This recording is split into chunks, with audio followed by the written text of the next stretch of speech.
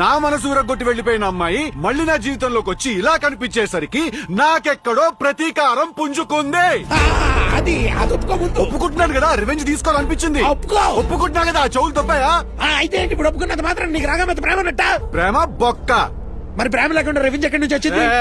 దానికి దీనికి ఏంటి సంబంధం? రివెంజ్ అంటే ఏంటి? రివెంజ్ అంటే మన మనసు విరగొట్టి వెళ్లిపోయిన వాళ్ళు ఉంటారు కదా, వాళ్ళ మీద ఒక పిచ్చి కోపం ఉంటుంది చూడు. ఆ పిచ్చి కోపం ఇప్పుడు ప్రేమ లేకుండా వస్తుందా? పిచ్చి ప్రేమ ఉన్న వాళ్ళ మీదే వస్తది. సో నీకు ఇప్పుడు రాగా మీద ఇంకా పిచ్చి ప్రేమ ఉందా? ఉందే. డేయ్, నీకు దాని మీద ఉన్న ప్రేమని కోపం వల్ల పగ అనుకుంటున్నావరా పిచ్చి? నాకు రాగా మీద ఇంకా ప్రేమ ఉంది. మరి అంజలి? అంజలి మీద 100% ప్రేమ ఉందిరా నాకు. వెయిట్ మినిట్, అంటే ఏంటి ఇప్పుడు నువ్వు ఇద్దరిని ప్రేమిస్తున్నావా? అవును. అని దొబ్బాడు భయ్యా, నేను ఆలోచించడానికి కూడా అని దొబ్బావు. అలా కాదు. అలా కాదేంట్రా? ఇంట్లో నీ పెళ్ళాన్ని పెట్టుకుని దాని మీద ఫీలింగ్స్ ఉన్నాయంటే ఏం చేద్దామని? ఏం చెయ్యను రా.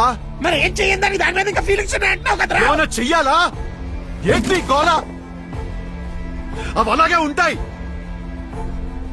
ఆ ఫీలింగ్స్ రమ్మంటే వచ్చాయంటే పొమ్మంటే పోవడానికి. రేయ్, కొంతమంది మీద కొన్ని ఫీలింగ్స్ అలా ఉండిపోతాయంతే. ఈ నిజం నీకు నీ చుట్టుపక్కల ఉన్న వాళ్ళకి నచ్చకపోతే అందరూ వచ్చి లైన్ లో నుంచోండి. అన్యాయరా, నీకు మాట చెప్తాను. మామూలుగా నువ్వు ఇదే మాట కొండల్లోనో గుట్టల్లోనో ఎలా గడ్డి కొట్టుకుంటూ చెప్పావు అనుకో, విందొప్పుతాను. కానీ మనం బతికే ఈ సభ్య సమాజంలో కొంచెం అర్థమయ్యే సొల్యూషన్ దొప్పించుకో. అసలు ఇది ప్రాబ్లం అయితే కదా దీనికి సొల్యూషన్ వెతకడానికి. నాకు నా పెళ్ళమే కావాలి, నేను దాంతోనే ఉందాం అనుకుంటున్నాను. చెప్పు. నీకు అదే కావాలంటే దాని దగ్గరికి వెళ్ళి దాన్ని బ్రతిమాలి, దానికి నచ్చ చెప్పి తిరిగి మళ్ళీ దాన్ని నీ జీవితంలోకి తెచ్చుకో. అంజలికి వెళ్ళి నా బాధ చెప్పుకోమంటావా ఇప్పుడు? అవును.